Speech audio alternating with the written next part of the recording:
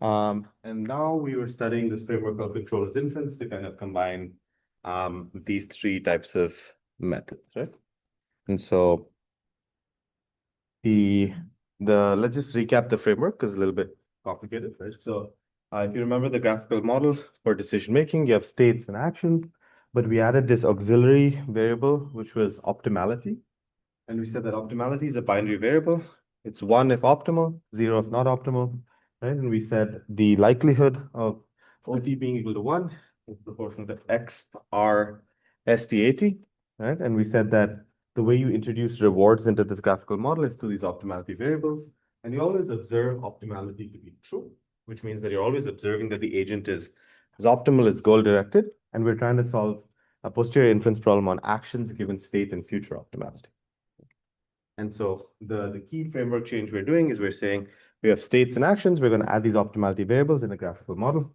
And then we're going to try and reduce reinforcement learning, which is typically thought of as an optimization problem, to this kind of probabilistic inference problem. Right? That's the content of the lecture. Okay, so we said that we're going to introduce this probability of optimality as exponential RSTAT. And just by Bayes' rule, you can show that the probability of a trajectory, given that the optimality variables are 1, is equal to the probability of a trajectory from the prior, weighted by the exponential sum of rewards. Right? So it says that things that have high reward are high likelihood under optimality, things that have low reward are low likelihood. Right? And so from this framework, we want to be able to derive soft RL algorithms, soft inverse RL algorithms, and algorithms for transfer. But we were focusing on deriving soft RL algorithms, right? So by soft RL algorithms, I mean RL algorithms where you're trying to maximize entropy. Okay? Cool. So the framework that we instantiated allows us to cast the problem of computing the optimal policy as producing the likelihood of AT given ST and future optimality. So you're just trying to solve this probabilistic inference problem, right? And so this probabilistic inference problem can be solved by basically marginalizing out a bunch of variables from this graphical model, right? So if you all remember, the intuition here is that given that you're at some state and you know that you're going to act optimally in the future, what is the likelihood that you took some action, right? And so that's the intuition behind this inference problem. Okay, so why isn't this trivial? What makes this non-trivial? Anyone remember? Have we solved this inference problem, right? Why is this non-trivial? Seems easy enough, right? What? Yeah. You know the optimality variable is 1 everywhere. You know the reward. So what makes this non-trivial?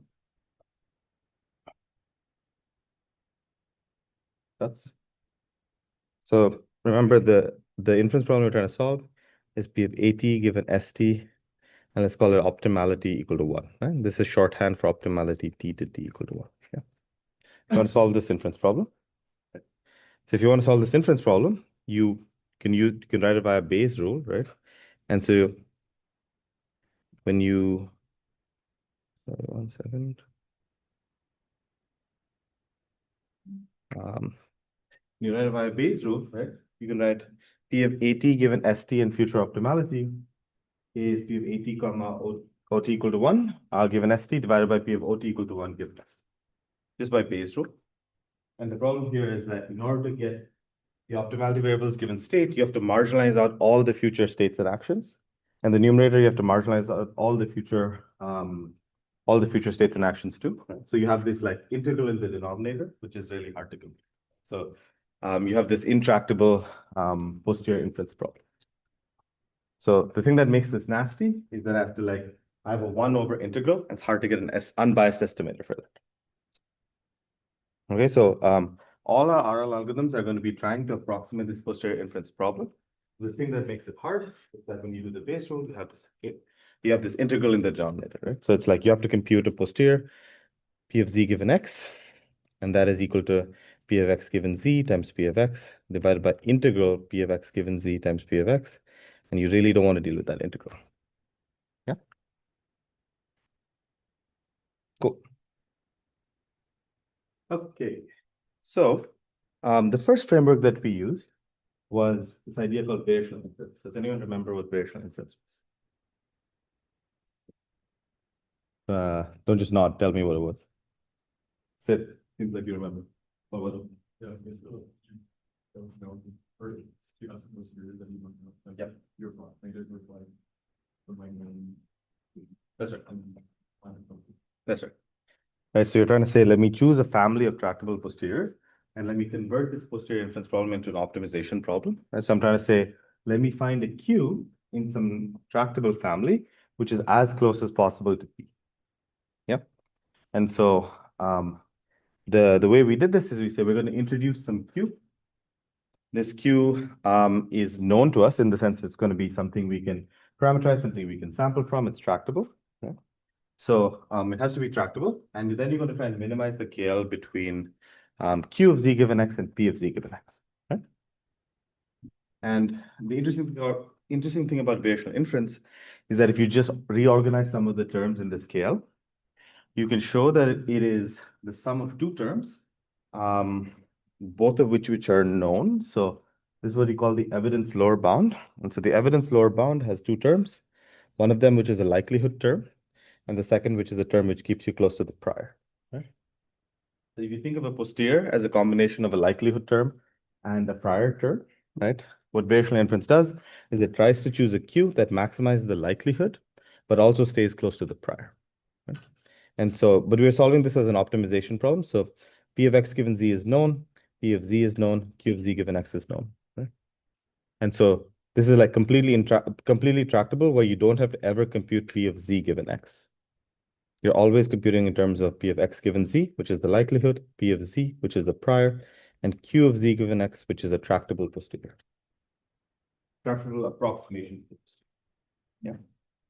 So the simplest example of variational inference is the VAE, the variational autoencoder. And the variational autoencoder has like X as images and Z as latents, and it gives you a way to generate images. But you can also derive diffusion models from the perspective of variational inference and so on. So it's a generally powerful framework. But in our case, what we're going to do is we're going to use it for controllers inference, right? So we're going to say, in our case, our latent variables are going to be states and actions. Our observed variables are going to be optimality, right? So our X is going to be optimality. Our X is going to be optimality. Our latent variable is going to be states and actions, right? And then we're going to like try and show that if we optimize this elbow, right, this elbow allows us to get some Q that is going to be as close as possible to the true posterior, right? So remember we said controllers inference is trying to find that posterior up there, this posterior. We're going to approximate it by Q. The way we're going to get Q is by solving the elbow, right? Is this parsing or is this like all gibberish? Ish? Like, should I go over things in more detail or are we doing more? Should I recap later from this? Thoughts? Yeah. Why do you not take the current or the past states as much?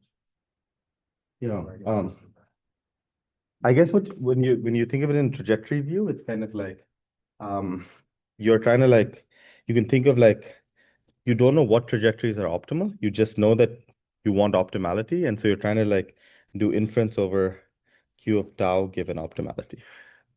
And the way that we're gonna factor Q is we're gonna factor Q as a product of like a bunch of different terms. And so we're gonna factor Q as a product of a bunch of different terms. And so those terms will be conditional. And so yeah. But the way to think about yeah, it's a little weird to think of like why are states and actions hidden, but you can think of it as like conditioned on optimality. We don't know what states and actions are optimal as a whole. So we're going to try and solve this posterior inference problem. Posterior inference problem is going to give us this, right? P of AAT given ST and future optimality. We're going to approximate it by Q. But remember, we're going to use the elbow. We're just going to substitute X as optimality, Z as states and actions. Yeah. So the important thing about Q in variational inference is that you need to be able to sample from it. right? If you cannot sample from Q, there's no way you can compute this term, right? You need to be able to sample from Q. And then the second is that you need to be able to compute the KL divergence of Q against the prior, right? So we need to choose a Q where you can tractably compute the KL divergence and you can sample from it. That's what we need from Q. Because if you have these two qualities, you can optimize that objective, you can get the min Q, and that's your approximate posterior. Okay, so we chose a specific type of Q. The specific type of Q we chose was actually replacing, we're going to like use the true dynamics and the true initial state distribution in this Q. So you can think of it as a product of the true initial state distribution, the true dynamics, and then a learned policy, which is Q of AT given ST. Right? And so we can choose whatever form of Q we want, as long as it satisfies those two qualities, as long as you can sample from it, and as long as you can compute the KL divergence, right? Those are the two qualities you need in Q. And so in our case, the kind of weird thing we're going to do is in Q, we're going to use the true dynamics and the true initial state, but we're going to use a learned policy, right? And so we're going to minimize with respect to Q, but the only term we're actually minimizing is the policy. And the intuition here is that you can't actually control the dynamics of the world. You can't actually control the initial state of the world. You can only control the policy.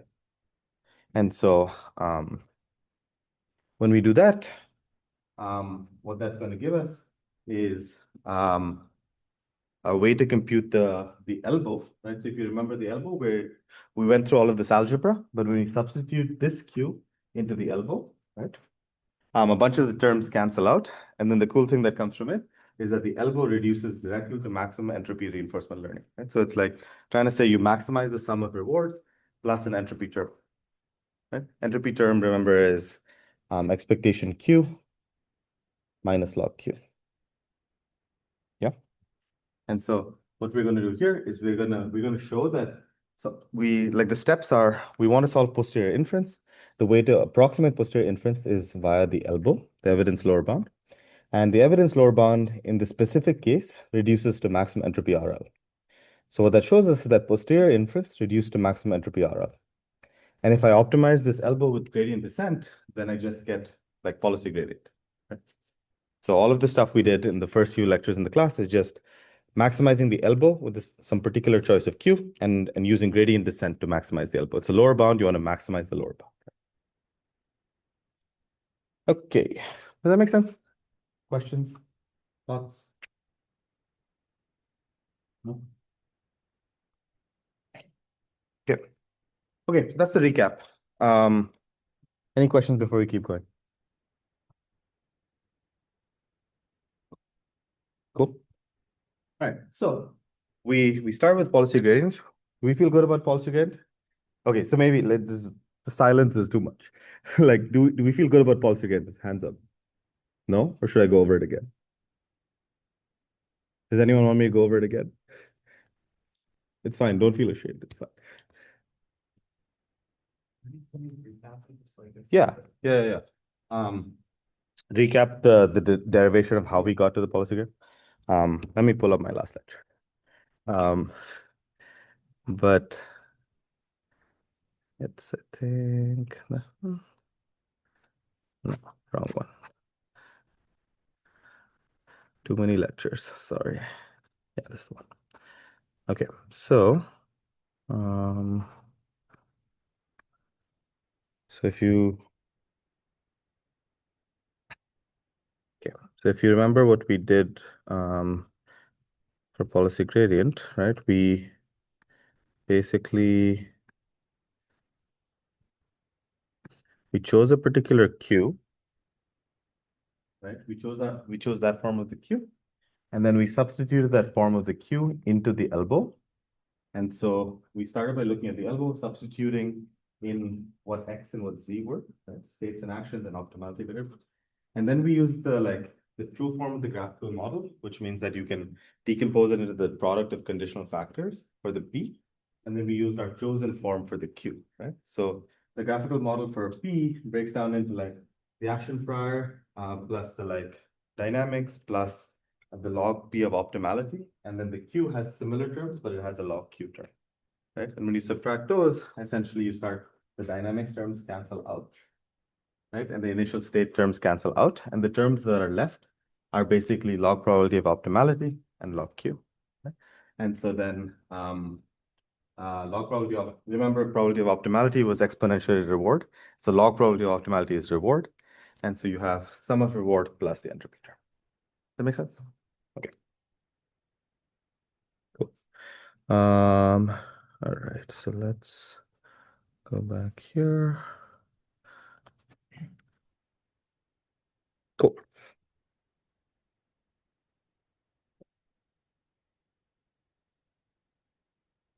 Okay, good. So that was policy gradient. And so what we're going to show today is that you can derive Q-learning from a similar principle. You're just going to do it via dynamic programming rather than gradient descent, right? And so it's going to be a little more nasty than policy gradient, but we'll try to get through it.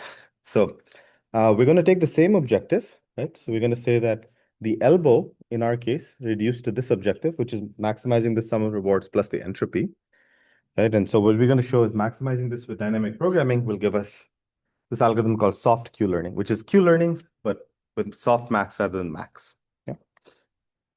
So our first job is going to be to define what a Q and a V function is going to be. So in this framework of soft Q-learning or maximum entropy RL, you can think of the value function as the log probability of optimality in the future, given your current state. And you can think of the Q function as the log probability of optimality in the future, given your state and your action, right? And so we're going to show that like under these definitions, we'll be able to like derive a dynamic programming update for Q and V. Right? But intuitively, you can think of it as like, what is the value function of a state? Well, it's like from that state, what is the likelihood you're going to be optimal in the future? And what is the Q function of a state action? It's from that state and action, what is the likelihood you're going to be optimal into the future? Right? Okay. So the way we're going to do this is we're going to like, just like we do in any dynamic programming, we're going to start from a base case, and then we're going to work back from a base case. Right? So we're going to start by taking just the last step of the elbow, right? So this was our elbow. We're just going to take the last step of that elbow, right? So we're going to say, let's just consider the very, very last step. And what is the optimum for this last step? And then we're going to work with the second last step and the third last step. So just going to do dynamic programming. So if we start from the last step, right? So remember what we're saying here is that at the last step, you're going to try to choose a Q, which says that from states coming from Q, which is whatever your policy is, right? You're going to take actions from Q, and you want to maximize the reward minus log Q, right? At the last step. There's no more steps to go. Last step. Okay, so what we're going to try and do, like intuitively, the structure of our proof is going to be to try and convert this into a KL divergence, right? We're going to try and convert this objective, which is just the elbow at the last step, into a KL divergence. And the KL divergence is minimized when it's 0, right? So we're going to try and convert it into something which is a KL divergence and minimize it at 0. Okay, so just a little bit of algebra. There's nothing fancy here, but basically what we're going to do is we're going to, we can write R as log X bar, right? So you can say that you had R, log X bar is equal to R, right? Log and X bar are the opposite of each other.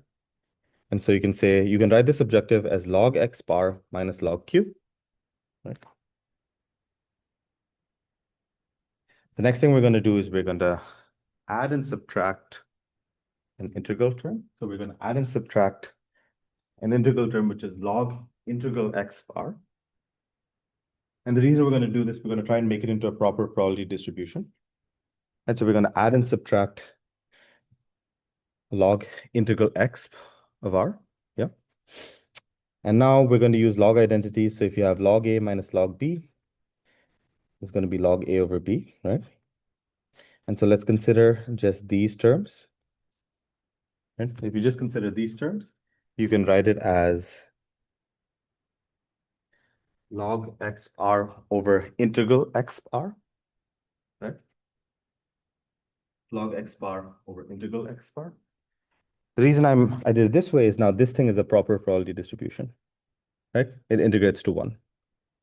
And this thing is a proper probability distribution because you chose it to be, right?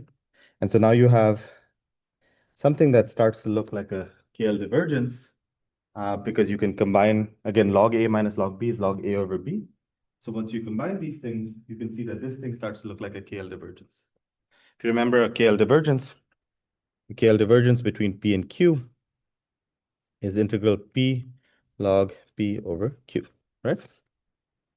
And so what we're doing here is when you combine these two terms, you essentially get the KL divergence between Q and X over integral X. Yeah? Yes. What happened to the outside log that you were adding? That one, it doesn't depend on Q. Okay. So like when I'm minimizing with respect to Q, that's Okay. Okay, so this KL divergence is between Q and X over integral X of reward. And so KL divergence is always positive, and it's equal to 0 when P and Q are the same. So KL divergence is always greater than or equal to 0, and it's equal to 0 only if P is equal to Q. Yeah. So what this tells us is that if I wanted to find the optimal Q at the last step, it is just going to be X bar over integral X bar. Right? So all we did is we did a little bit of algebraic manipulation. We added and subtracted this term. We made it into a proper probability distribution and a KL divergence. And the KL divergence is always positive except for when P is equal to Q. Right? So the best Q at the last step is X bar over integral X bar. Yeah. And intuitively, what does that mean, right? So let's step to the next. So the last time step, you try to maximize this objective. This kind of reduces to minimizing the KL divergence between Q and X bar over integral X bar, which means the optimum Q is equal to X bar over integral X bar. Right? So intuitively, what does this mean? At the last step, you're going to try and take actions which are proportional to like the magnitude of reward, right? So for actions that have really high reward, you'll have high likelihood. Actions that have low reward, you have low likelihood, right? But it's not an argmax, it's a softmax. Like this is the same thing that you have in a softmax, right? So whenever you have like, it's softmax is often written as something discrete, but if imagine you had in like classification, right? You'd have R, STAT, like the logits over the sum of the logits at other actions or something, right? It's kind of the same thing as a softmax. Now, if you wanted to, like if you scale the reward to be really high, then this becomes an argmax. So like imagine that you took this X bar and you like weighted it by some beta term, right? If as beta goes to 0, this softmax becomes the argmax. And so you can kind of think of a softmax like this. And as beta becomes smaller and smaller and smaller, this becomes like sharper and sharper and sharper till it becomes like a Dirac delta. Right? And so intuitively, you can think of the Q at the last time step as the softmax over the rewards, which as beta goes to 0 becomes the argmax. Yeah.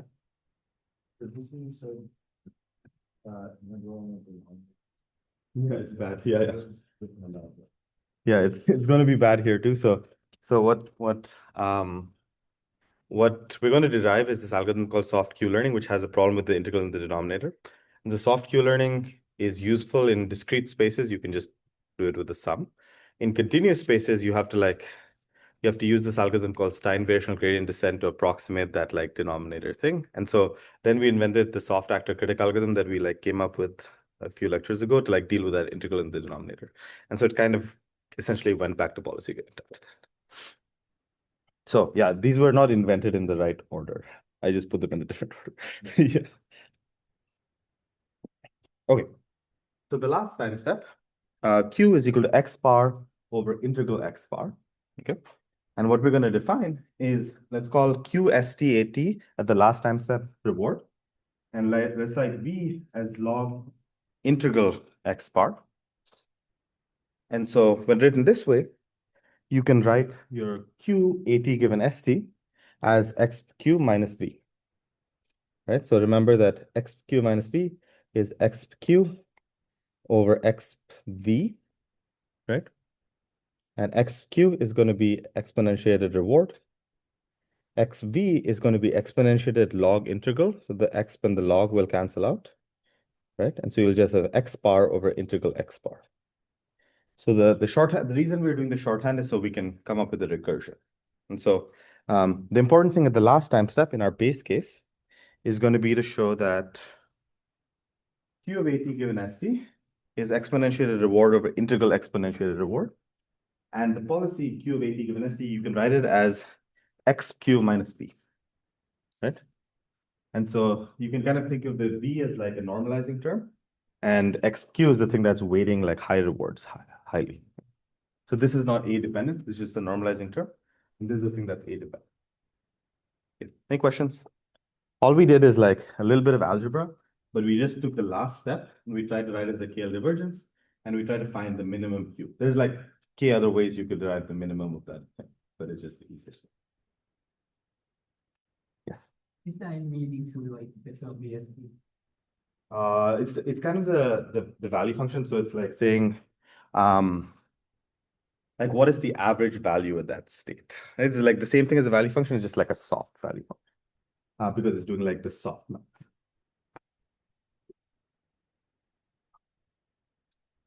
Okay, so so we got the last step, and so if we go back to the value of the last step, like let's consider just the value of the last step. We plugged in the optimum for Q. Like so, if you write the last step as the KL plus someone asked about that remaining term that we kind of throw away, right? And so let's put back that remaining term.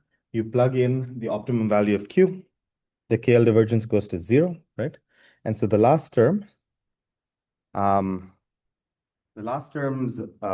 like elbow value basically just becomes equal to the expected value function, right? So the last term, if I like consider this objective and I just take the max of the last term at this objective, this KL term will go to 0. This term is basically equal to the value function. And so the remaining term is the expected value function. The last step, we can think of this objective's minimum as being the expected value function. So the argmin is x bar over integral x bar. This is the argmin. And this is the min.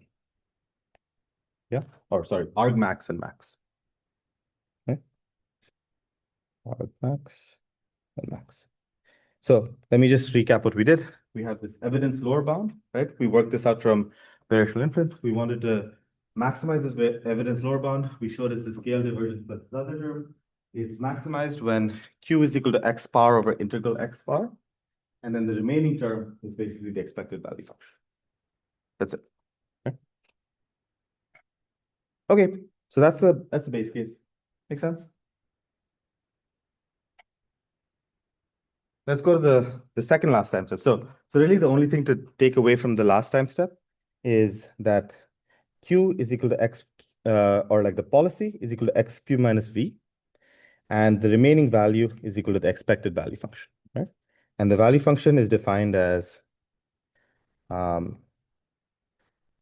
sorry, the Q function is defined at the last step, time step is R, and the value function is log integral x bar. Yeah.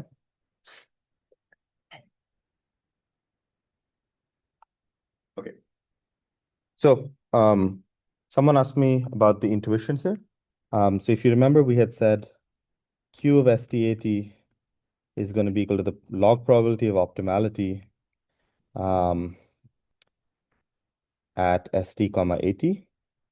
And we said V of ST is going to be log probability of optimality at ST, right? We defined these as the Q and the V, right? And so remember at the last time step, there's only one time step left. So probability of optimality is exponentiated reward, right? And so the log probability of optimality is just reward. So it makes sense that the Q is reward because it's just log of X of R. Yeah. So the Q is just log X bar, which is R. And the V is log probability of optimality given ST. So you marginalize out AT. So you integrate out AT. And that's why you have this integral. So you have a log integral here. So I guess the important intuition for Q and V is that Q is log probability of optimality in the future given ST and AT, and V is log probability of optimality given just ST. Yeah. These are the last time steps. So we just found the last time step. Okay, so from here, we're going to go to the second last step. Okay. So let's think about the second last time step. At the second last time step, you have two things. You have the r minus log q at the second last time step, and then you have the r minus log q at the last time step, right? So you have two steps. You have these are like second last, and these are last, right? Just two time steps. But we tried to maximize this with respect to the last time step already. And so when we already worked out this thing, what is its minimum? What is the minimum of the last step? Yeah, the expected value function, right? And so the last step is just going to be exactly what we computed in the last step. So it's just going to be the expected value function, right? And so my the objective at the second last step becomes r minus log q plus the expected value function at the next time step, right? And now we need to minimize this objective, right? So in order to minimize this objective, we're going to try and make it look very similar to what we had last time.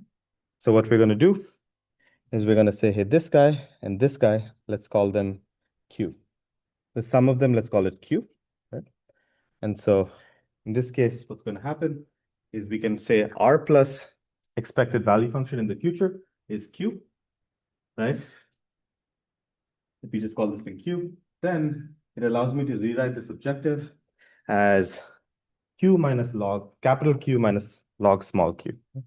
So it's saying the expected, sorry, this green line is in the way.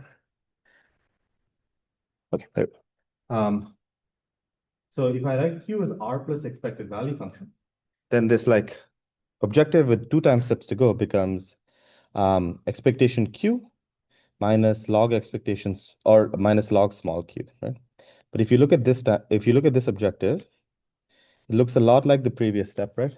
Like the only difference, you look at the previous step. Look at the previous step. Like the previous step was R minus log Q. And this step is just Q minus log Q. But it's like the same thing, right? So all we did is we defined R plus expected value function as capital Q. And then we like made this expression look exactly the same, almost exactly the same as we had in the previous step, right? The only difference is R is now Q. Okay? Does that make sense?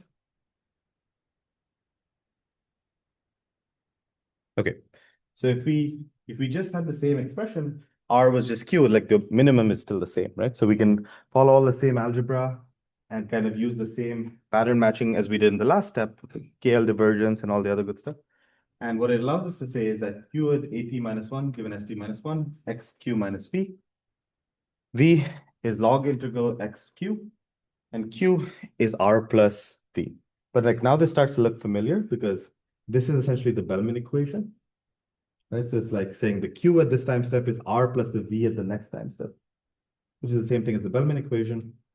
And this thing is basically the softmax over the Q function. So it's saying that the policy is the softmax over the Q function, right? So this thing is the Bellman equation, this update on the left.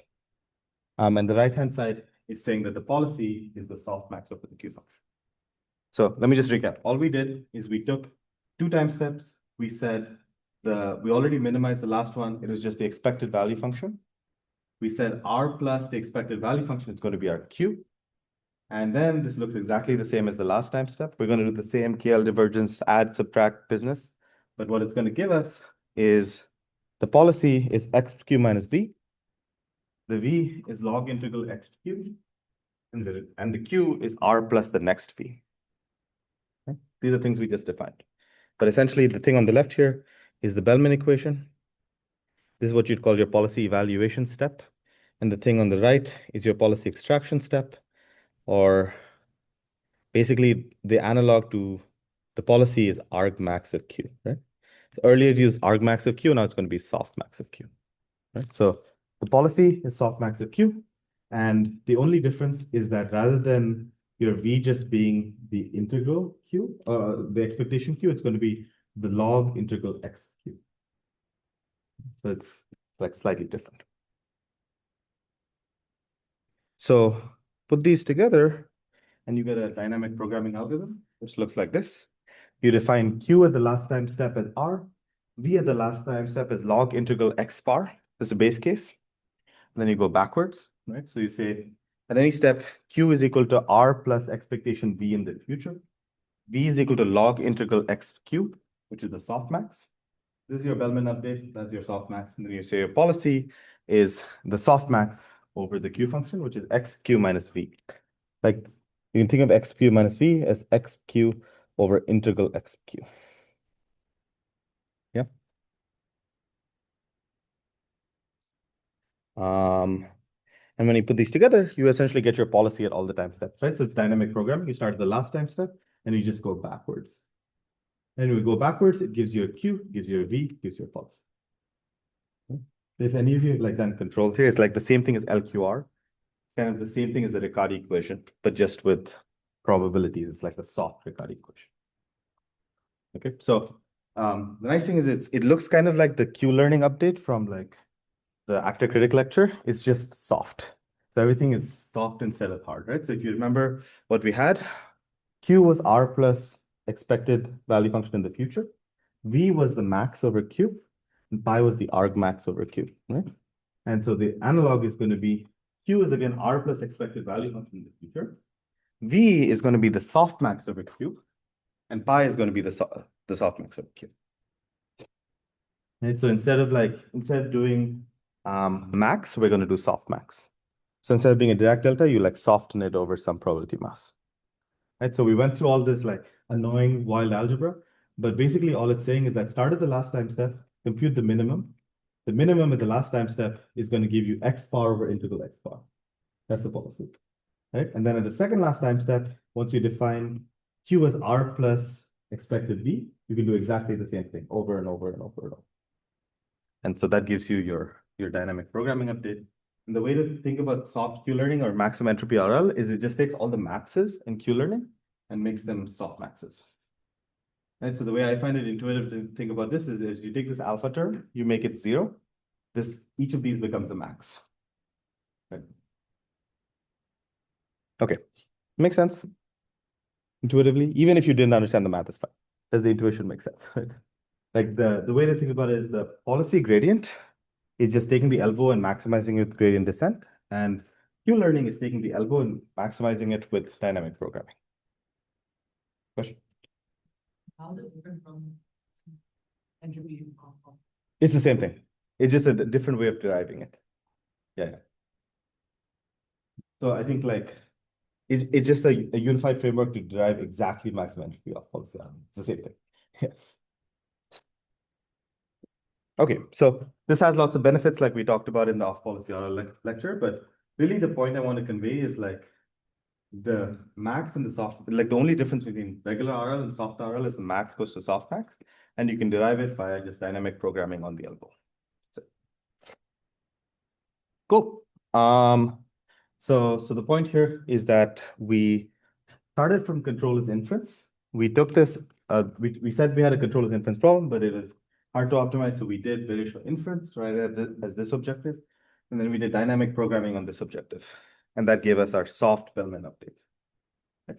And so that gives you soft Q-learning, soft actor critic, and all the other algorithms just come from this objective. Okay. How are we feeling? Take a little break? Cool. Yeah, let's take 5 minutes.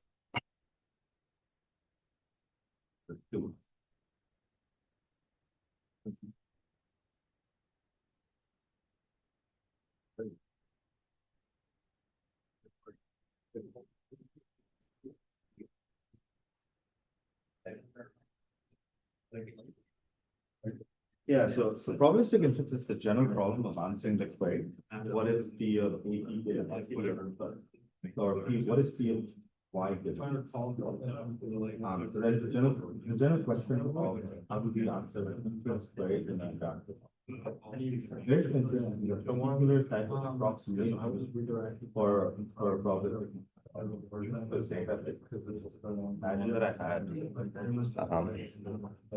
Imagine that you had P of Z given X, right? That is my probabilistic inference problem.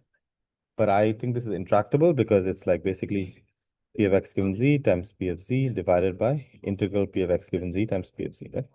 This thing is interactive. So what variational inference allows me to do is it allows me to answer this kind of query with some approximate query P of Q of z given x without ever having to compute this denominator.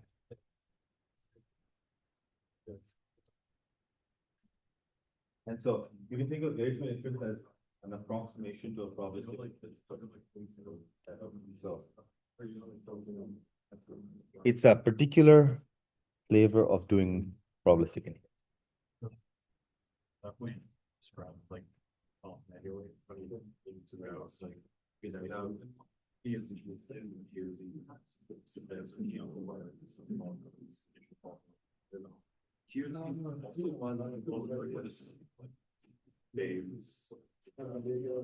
No, Q of z given x, you're learning it. So you're not solving Q of z given x from base. You're trying to say Q of z given x is just like a neural net that takes an x and outputs a distribution of x. But you're just optimizing that term. Right? And you're optimizing it directly to be as close as possible to P of z given x, even without computing P of z.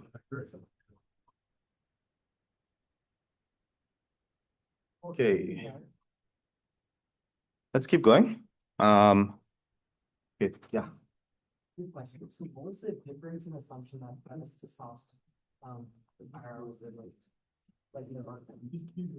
We added the entropy term. So if you look at the this objective, right? You added this entropy term. So when you solve regular RL, which gives you the Bellman update, you have just the R term, right? You just have sum over R. And when you are solving maxent RL, you're adding this entropy term. And so the entropy term is what makes everything soft. And intuitively, you can think about entropy as just broadening your distribution to, and so it's like you're just making everything soft. Okay. The last bit we're going to think about is model-based RL, right? So we've talked about two ways of solving the variational inference problem for getting this posterior inference query for P of AT given ST and future optimality. What model-based RL does is something slightly different. It tries to take this graphical model. It says that I am going to approximate this graphical model with some P hat, and then I'm going to use it for posterior inference. And so essentially what it does is it tries to start by saying there's some true data distribution. Let's call it P. I'm going to approximate P by some P hat. Yes.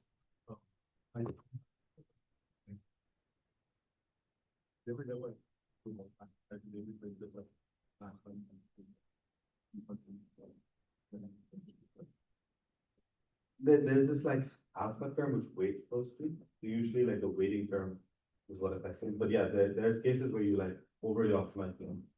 So sometimes what happens in practical implementation, you don't add the P to the critic or yeah, you spread it off. And so definitely. It's sometimes what happens is if you don't find any reward, you'll just spend all its time maximizing.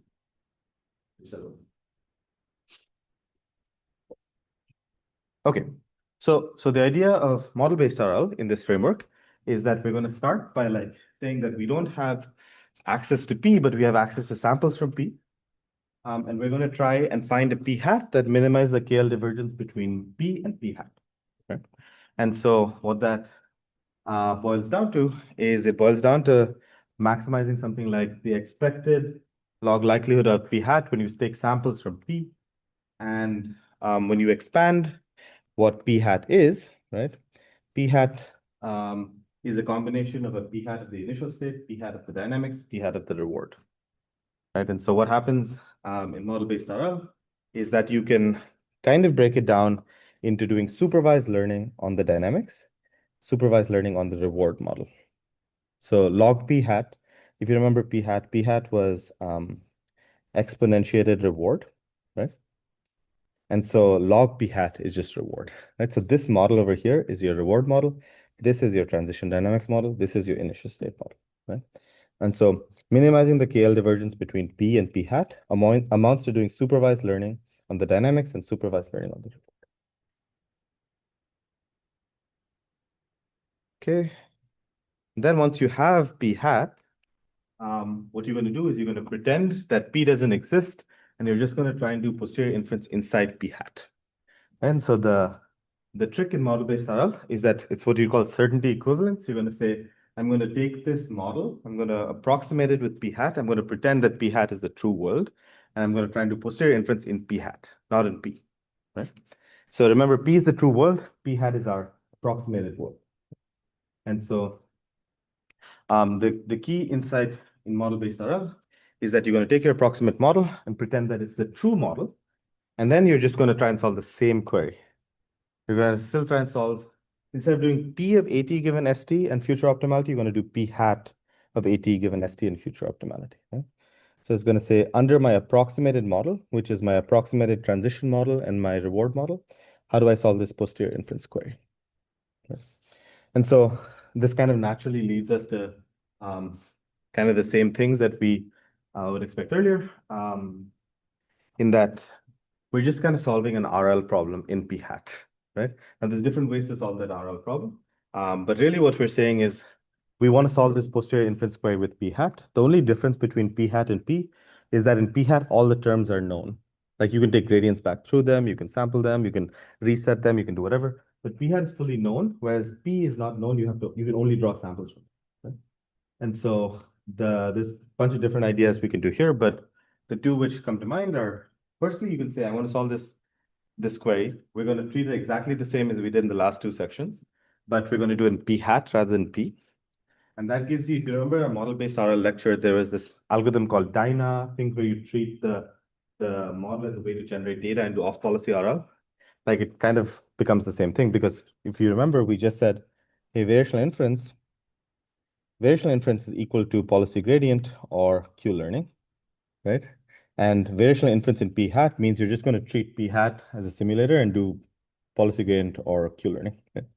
And so the first class of methods is treating P hat as the true world and doing variational inference. The second class of methods is what we call MPPI, right? So which is just saying do Monte Carlo sampling for inference, right? Which is like draw a bunch of samples, weight the good stuff more and the bad stuff less, right? So I'm not going to spend too much time on this, but essentially what we can kind of derive here is that if I want to solve this posterior inference query, right? If I want to solve P hat of AT given ST and future optimality, I can write it as these nasty integrals, right? Basically, it's an integral over AT, ST, and all of the states and actions in the future, right? And so let me just like ignore the denominator for now. Let's just say we're going to have an integral over all the states and actions in the future.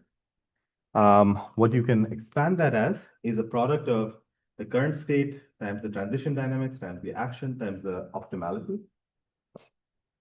And when you like expand this thing out, basically what is P hat? P hat is a product of state distribution, transition distribution, action distribution, and optimality distribution.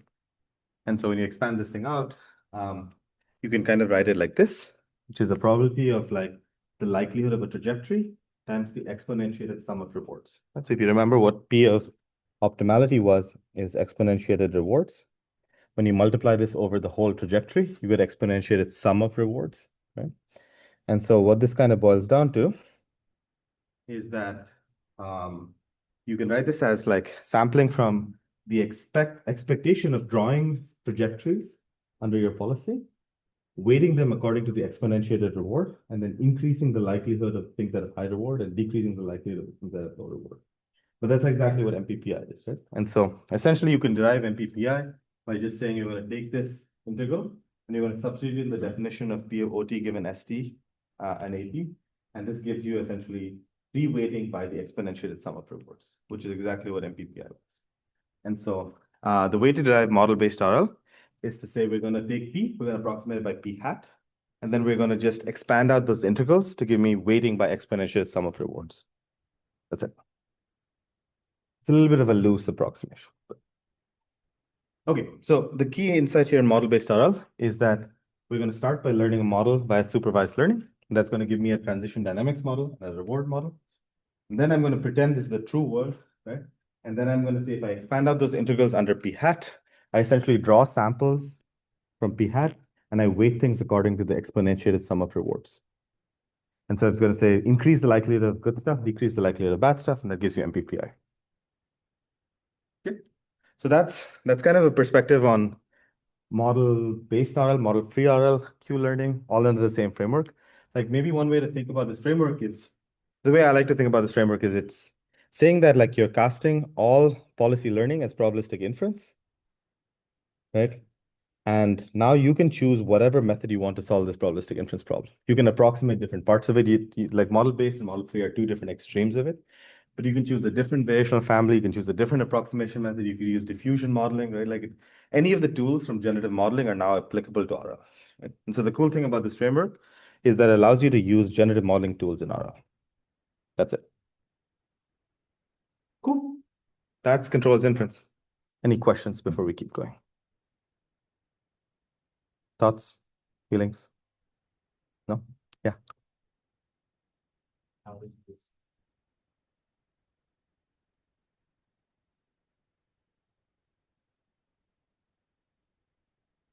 over applying like a built-in sense, like improve diddly mark. Yeah, so if you look at like soft actor critic and algorithms like that, like soft actor critic was derived from this kind of framework. Or if you look at the closest analog is if you look at DPO, like from DPO from language models, like the primary identity used in DPO is that like pi star is proportional to x cubed. Right? And so you can write as pi star is equal to 1 over z x cubed. Right, or XR in that case. And then so like you kind of use the like framework to derive different algorithms, which are just different approximations. So DPO and SAC are probably the most close ones, I'd say. Yeah. I guess like as I proceed to like go and think about like RL algorithms in the future, like what are like the indicators of the problem that I would be working on that this is like an applicable framework that I would like want to be looking at, like rather than like I guess how we study these algorithms before. Like, Yeah. So I think what this framework does is it abstracts away it like it doesn't tell you a lot about like overestimation bias or like the practical things of approximation. I've like almost like idealized approximation to gradient descent, right? So I think if you're trying to think about practical algorithms in that sense, like it's not going to give you that. But if you're trying to think about like which things should I learn, which things should I like transfer, etc., it kind of gives you different ways of doing that. So like one algorithm that I had been thinking about, I haven't figured out yet, but is like algorithms that are hybrid model based and model free. So you could say that in some cases, it's like very quick to make a decision. You just want to be model free. You want to be fully amortized. In other cases, you might want to be model based and do planning. And like, how do you go between them? I think this might give you a framework to think about those kinds of problems. But I think if it's like, oh, my RL algorithm is not exploring enough, this is unclear. This will give you what you want. Okay. Yeah. What dynamics of P hat and Because you're like minimizing the divergence between them, right? So you're saying, like you're trying to minimize the divergence between P and P hat, right? So you're trying to like essentially try to make P hat similar as possible, as long as your P hat is expressive. but the wall dynamics was like completely different with P and P hat. But you're trying to learn P hat so that as close as possible. Yeah. So it's trying to make it as not different as possible. Okay, cool. So let's move on to the next idea, which is inverse RL, right? So inverse RL is going to be as the name suggests, the inverse of the RL problem. So the RL problem is saying once you know the reward, how do you find the optimal policy? But in the real world, where do the rewards come from, right? So I think the easiest way to think about inverse RL is to say, well, in RL, you assume the reward was given to you. In inverse RL, you're going to assume that the reward is not given to you. How do you infer the reward? Right? And so we have all these different algorithms, but they only work if the reward is known. What inverse RL is going to do is going to try and figure out how to get R without like having to write it down by hand. Yeah. Okay, so in most cases in the RL framework, the reward appears magically from the world. The world just gives you a reward and then you're all good, right? But we know that it's not true in most cases. In most cases, you go and you like in robotics, often you'll go and like write an object detector and you'll write some like complicated function of where you should go and what you should pick up and some bonuses. And it's just a huge pain in the ass. So like, for instance, here's the reward function from the Dota 2 paper from OpenAI back in the day. But it's like full of a bunch of random weightings and like a bunch of random shit, right? Like, how do you write this for everything? Of course, if you're OpenAI, you can sweep over all the reward weights, but in most cases, it's hard to like write this down, right? Especially for some cases, it's like very hard to actually like know what terms matter. And so the whole process of inverse RL is to try and say, can we get this from data rather than by hand? Yeah. Looking at the numbers there look super precise. So like this is like small tweaks and numbers to that, like really not I think what they did here was they just like ran a huge grid sweep and then they chose the numbers that work best. So it's not super clear what the tolerance is for those numbers to change. But some of them matter more than others, but it's not obvious which ones. At least I don't know which ones matter. Okay, so we're gonna essentially like if you want to infer the reward, you have to infer the reward from something. And so in our case, we're going to try and infer the reward from demonstrations of optimal behavior. And so we're going to say, like, assume that you had some traces of people acting optimally. How do you go and infer what the reward function was? So if you kind of want to think of RL as taking reward and giving you demos, and inverse RL as taking demos and giving you reward. And so the idea here is that you want to find the reward if which you run through RL gives you back those demos. Right? And so the whole concept of inverse RL, you're going to be given a number of demonstrations. If you think back on like imitation learning, it's close to imitation learning in that you're given demonstrations of expert behavior, but you try to infer a reward from them. Right? So remember behavior cloning, we took this stuff and we just found a policy. Right? But here what we're going to do is we're going to try and find a reward that explains this behavior so that we can re-optimize a policy in new scenarios.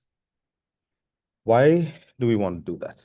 Seems complicated, right? Why shouldn't I just use BC all the time? What's the problem? If the setting is kind of like imitation learning, you're given demos of expert behavior, you want to get a policy out of it, right? But the two ways of doing it, one which is go straight from here to policy, another way which is go to reward and then reward to policy. Yeah.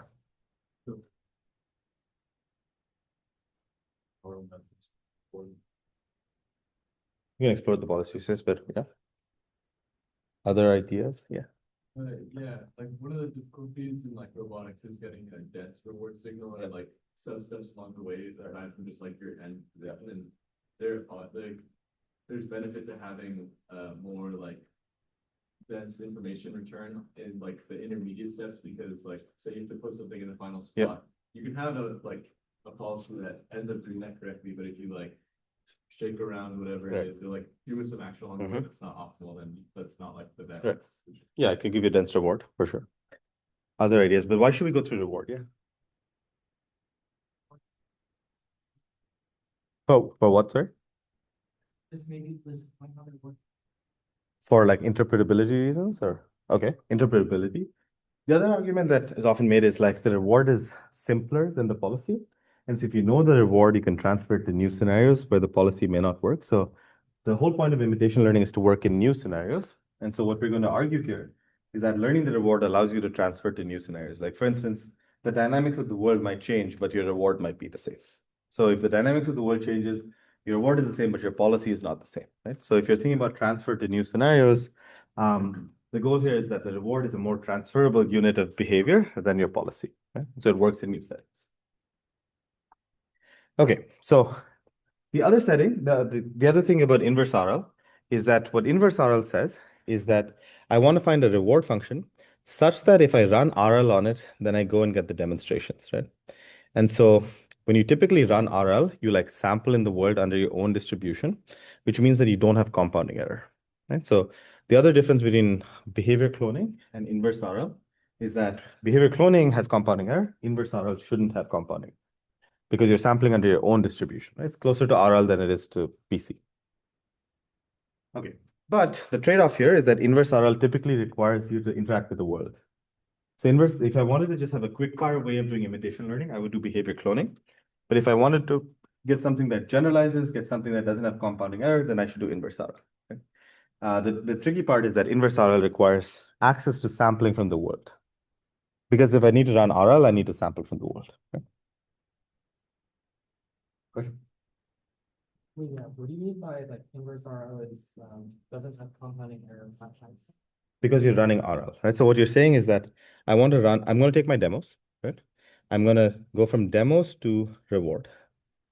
And then the way I'm going to check whether this reward was good or not is I'm going to run RL on it, which means I'm going to like actually sample under my own distribution. If you remember behavior cloning, the issue was that I trained under some distribution, I tested under a different distribution, right? So I trained under the expert and I've tested under my own distribution. Whereas here I'm running RL, which means I'm sampling under my own distribution. You're rewarding like entirely based on the expert distribution. It's a reward function, right? So you're saying I'm going to get a reward function and then I'm going to run RL on that reward function. So it's not like I'm going to just test it on those demos. What I'm going to do is I'm going to run RL on that reward function. And that means I'm going to do sequential sampling under my own policy. That's what RL does. And that gives you some trajectories. And then you compare demos and trajectories to see if they're close. Right? But like the problem with compounding error is if I make one mistake, I go outside the data distribution and I'm screwed. But if I'm doing RL, then I'm trying to make sure that under my own data distribution, I get the right behavior in closed loop. Like the problem is BC trains an open loop and RL will train closed loop. Okay. So, so BC learns policies, IRL runs rewards. BC typically assumes no access to the environment. IRL typically assumes access to the environment or some model of the world. Right? And so the reason this matters is if you're trying to generalize across states or across dynamics, it's often much more useful to have a reward than just a policy. A reward tends to generalize better. Like for instance, if something was grasped, that's a simpler thing than exactly how to grasp it. It's not like the question of like why rewards are better than policies or when rewards are better than policies is not fully answered. But intuitively, that's one way to think about it. Yeah. To next state. Action given state. Yeah, exactly. State. Then it's like.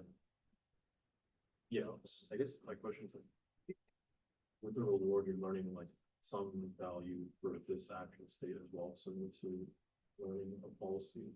Like when we are in a domain where there's a new state, new action, do we still have those sort of like errors of like predicting the next?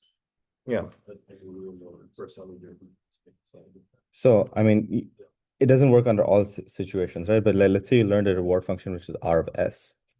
You can kind of think of it as like, if you think of like RL as graph search, you think of it as searching through the space. It's saying that the edges are changing, the dynamics changing means the edges are changing, but the nodes are kind of remaining the same, right? So it's saying the same nodes are good, but the edges are different. So the policy looks different even though the reward is the same. So if you change the dynamics, the policy will look different because the actions you take are different, even if like, the price was here. Right? It's not always true. In some cases, the reward also changes. Right? But you can always construct a reward that is simple enough that it's invariant. Now, will IRL find it? It's not always the case. Okay.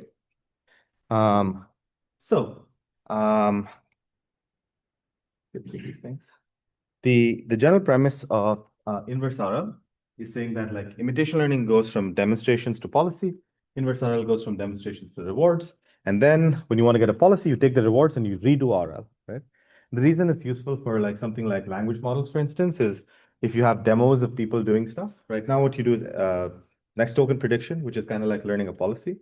But if you had a reward function, then let's say you had a different prompt or like some different preferences, you could re-optimize or maybe not different preferences, but under different prompts, you could re-optimize.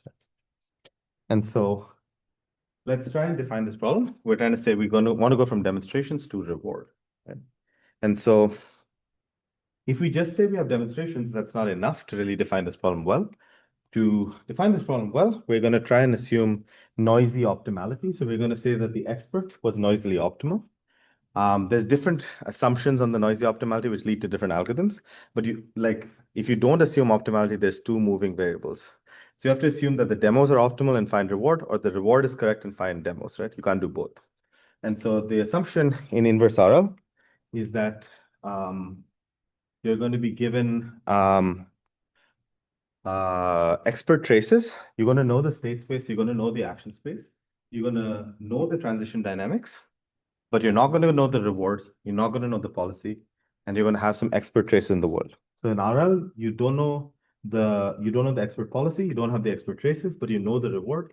In inverse RL, you don't know the reward, you don't know the expert policy, but you do have expert traces, right?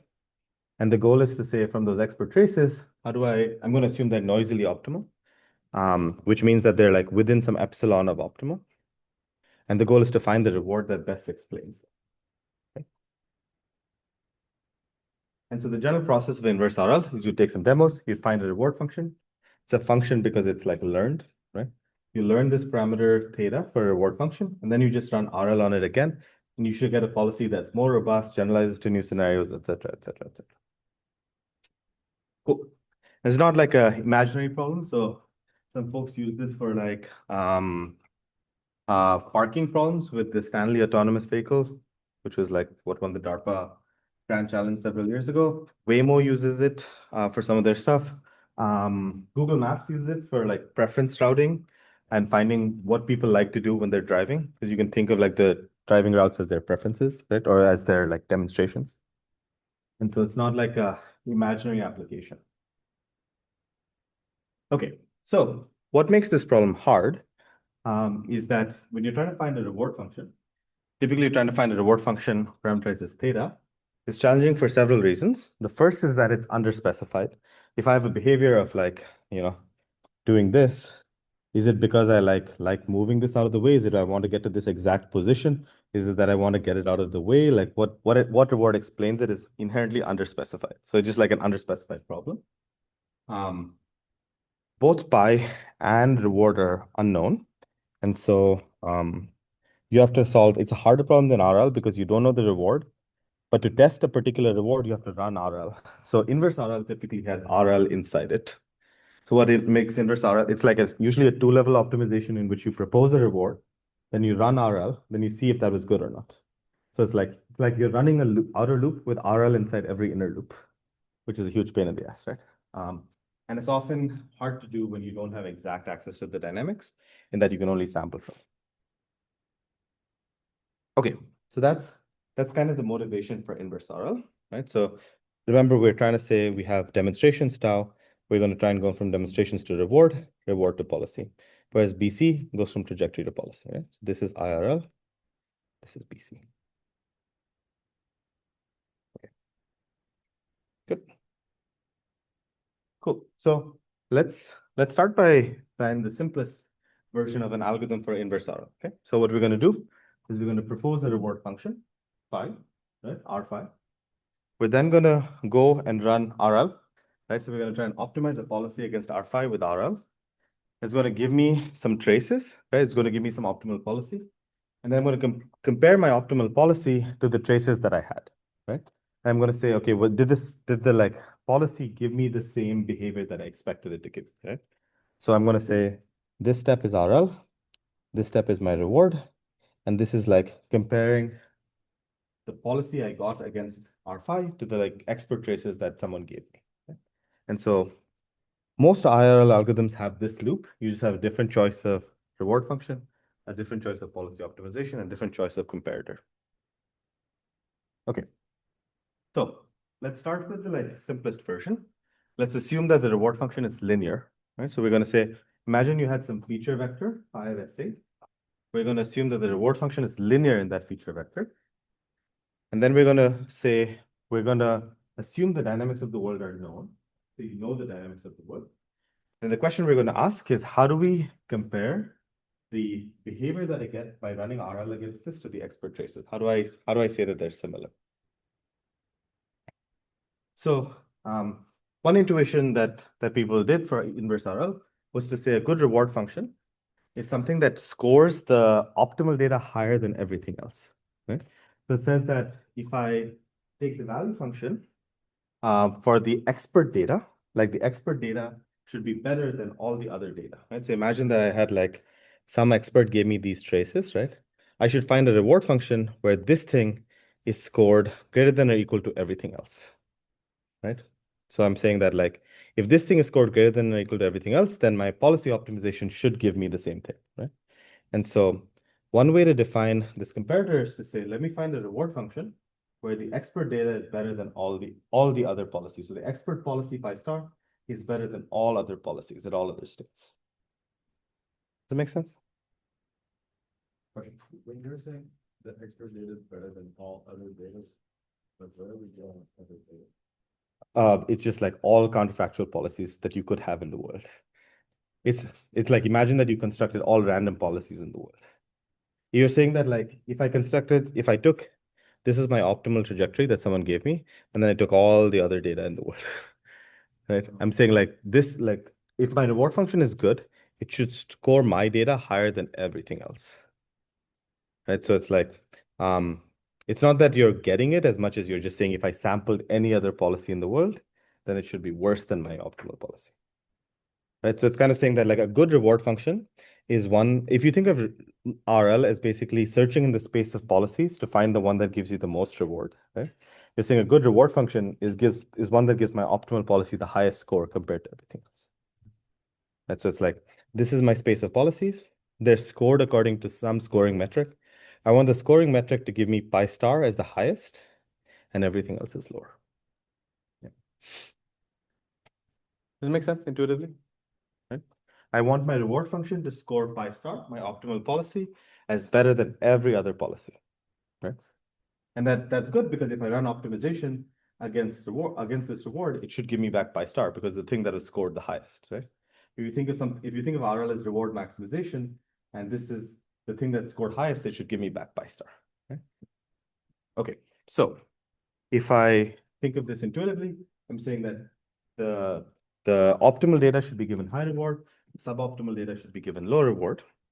And so, written in our framework, if our reward function was linear, I want to find a W star, an optimal weight, W star, such that the value function when scored according to this reward under pi star is better than the value function when scored under all other pi's. Okay? So remember, this is my optimal policy. This is all other policies. Right? I'm saying that I want to find a reward function which scores pi star better than all other policies. Okay, so given I have a linear reward function, let's substitute this back in, right? So we're going to say R is equal to W transpose phi, W star transpose phi. So when you stick this back in, you get gamma to the T, W star transpose phi is greater than W star transpose phi. The only difference is the expectation here is under pi star. The expectation here is under pi, right? Now, because this is linear, you can take W out, right? And so you can write this as W star transpose an expectation of features under pi star is greater than or equal to W star transpose an expectation of features under pi, right? For all pi. Okay, so if I just look at this objective as a way to find W star, what's the problem with this? Yeah. They cancel out, it's underspecified, right? Like basically there's a trivial solution, which is that W star is equal to 0, right? And so this problem in itself is underspecified, and it's just like, it's just because there's like infinitely many reward functions for which this can be true. Right? And so the whole process of IRL is going to be to try and deal with this underspecification. Okay, so I think it'll take more time to get through the actual methods, but let's stop there for today. We'll get to it Monday. Okay, thank you.